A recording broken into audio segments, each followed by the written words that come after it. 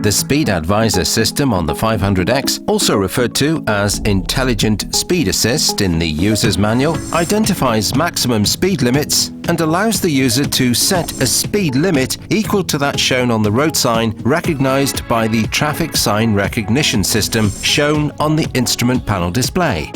The system can be activated if the driver has previously activated the speed limiter and traffic sign recognition systems. The latter is activated every time the engine is switched on.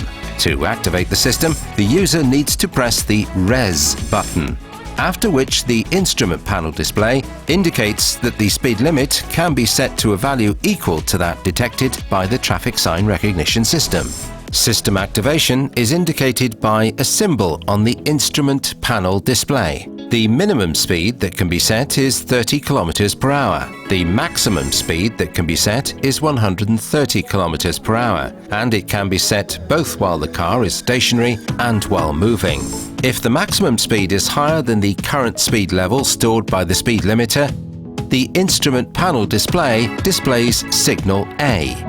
The system is deactivated in the following conditions: when the traffic sign recognition system is deactivated or when it displays a new speed limit, the end of a speed limit zone, or else is not able to display any speed limit, when the speed limiter system is deactivated. By pressing the accelerator pedal fully, for example when overtaking, it is possible to exceed the speed limit even when the system is active. The system is disabled until the speed drops below the set limit, at which point the system restarts automatically.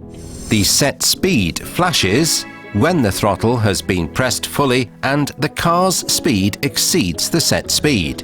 When activating the system after setting a limit lower than the actual speed of the car, when the device is not able to reduce the speed of the car due to the slope of the road, in the case of abrupt acceleration.